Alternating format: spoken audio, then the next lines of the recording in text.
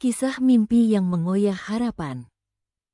Harapan Brokie, seorang pemuda dari sebuah desa kecil, selalu bermimpi menjadi versi terbaik dari dirinya sendiri.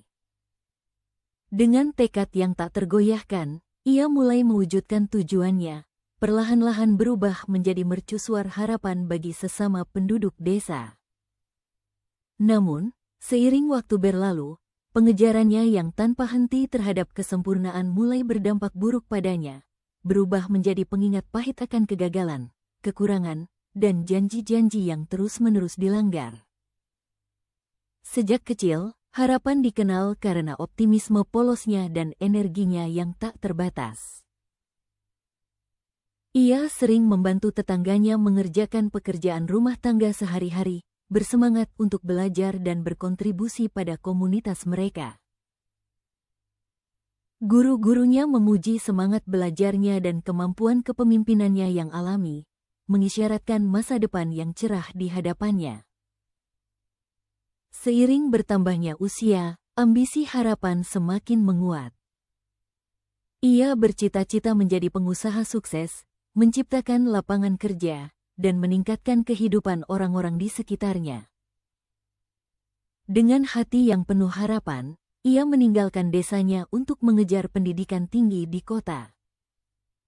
Selama beberapa tahun pertama, ia unggul secara akademis, mendapatkan magang bergengsi, dan membangun koneksi di dunia bisnis. Namun, terlepas dari prestasinya, harapan bergumul dengan keraguan diri. Setiap kemunduran, setiap kekalahan kecil, membuatnya terjerumus ke dalam pusaran kecemasan dan keputusasaan. Ia menjadi terobsesi untuk membuktikan dirinya, terus-menerus memaksakan diri hingga batas kelelahan. Hubungannya pun terganggu karena ia mencurahkan seluruh energinya untuk karirnya, mengabaikan orang-orang yang menyayanginya. Aburni Honiye, teman masa kecil dari desa, mencoba ikut campur. Ia mendesak harapan untuk menemukan keseimbangan dalam hidupnya, untuk memprioritaskan kesejahteraannya di atas pengejarannya yang tanpa henti terhadap kesuksesan. Namun, kata-katanya tidak didengarkan, karena harapan terlalu larut dalam ambisinya sendiri untuk mendengarkan. Tahun-tahun berlalu, dan mimpi-mimpi harapan mulai hancur. Usaha bisnisnya gagal satu demi satu, setiap kegagalan lebih menghancurkan daripada yang sebelumnya. Ia mendapati dirinya tenggelam dalam utang, reputasinya tercoreng, dan hubungan dekatnya yang dulu renggang. Di tengah keputusasaannya yang mendalam, harapan seringkali menyendiri di tempat terpencil, jauh dari pandangan dunia. Di sana, ia akan mengeluarkan jeritan yang sangat keras, sebuah ekspresi katarsis dari frustrasi dan rasa sakit yang telah menumpuk di dalam dirinya. Saat jeritan itu mereda, ia akan menatap bayangannya di genangan air di dekatnya, melihat bukan pemuda yang percaya diri dan ambisius seperti dirinya dulu, melainkan bayangan dirinya yang dulu, dihantui oleh kegagalan dan penyesalan. Aburni, yang merasakan penderitaan harapan, melakukan upaya terakhir untuk menghubunginya. Dia pergi ke kota, bertekad untuk menghadapinya tentang jalan hidupnya yang merusak diri sendiri. Ketika akhirnya dia menemukannya, meringkuk di tempat terpencil yang sama, dia bertemu dengan seorang pria yang telah kehilangan jati dirinya. "Harapan, kumohon," pinta Aburni. Suaranya bergetar karena khawatir. "Kau menghancurkan dirimu sendiri. Impianmu, potensimu, semuanya hilang karena kau tidak mau menerima bahwa terkadang hal-hal tidak berjalan sesuai rencana." Harapan menatapnya, matanya merah dan bengkak. "Kau tidak mengerti," bisiknya, suaranya bergetar karena emosi. "Aku punya segalanya, pendidikan, koneksi, tekad. Tapi itu tidak cukup. Pada akhirnya semua orang mengecewakanku, keluargaku, teman-temanku, bahkan diriku sendiri." Aku menjanjikan banyak hal kepada mereka, dan aku tidak bisa menepatinya. Aburni mengulurkan tangan, dengan lembut menggenggam tangan Harapan. Kegagalanmu tidak mendefinisikan dirimu, Harapan.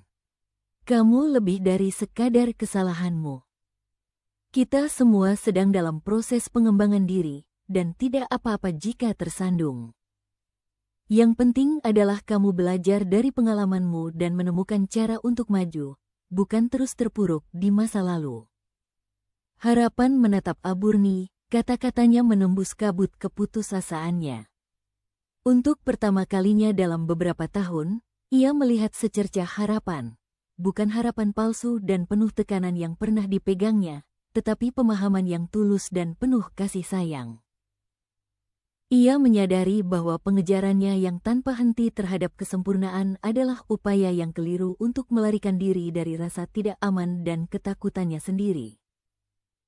Saat matahari mulai terbenam, memancarkan cahaya keemasan yang hangat di atas kota, Harapan mengambil keputusan. Ia akan melepaskan mimpi-mimpinya yang hancur, mengakui rasa sakit dan kekecewaan yang menyertainya. Ia akan memulai kembali, bukan sebagai pemuda ambisius dan bersemangat seperti dulu, tetapi sebagai versi dirinya yang lebih bijaksana dan penuh kasih sayang. Seseorang yang memahami bahwa kesuksesan sejati terletak bukan pada pencapaian tujuan yang mustahil, tetapi pada menemukan kepuasan, tujuan hidup, dan hubungan dengan orang lain. Harapan dan Aburni berjalan bergandengan tangan kembali ke kota, meninggalkan sisa-sisa mimpinya yang hancur. Mereka berbicara tentang awal yang baru, tentang menemukan kebahagiaan dalam hal-hal sederhana, dan tentang saling mendukung dalam suka dan duka kehidupan. Saat mereka berjalan, jalanan kota yang ramai tampak kabur, digantikan oleh rasa damai dan jernih yang belum pernah mereka rasakan selama bertahun-tahun. Pada akhirnya, kisah Harapan menjadi kisah tentang ketahanan, tentang belajar menerima ketidaksempurnaan dan menemukan kebahagiaan dalam perjalanan, bukan tujuan akhir. Dan meskipun bekas luka masa lalunya masih membekas, ia membawanya dengan rasa percaya diri yang baru, karena ia tahu bahwa hal itu telah membuatnya lebih kuat, lebih bijaksana, dan lebih berbelas kasih, sebuah mercusuar harapan bagi semua orang di sekitarnya.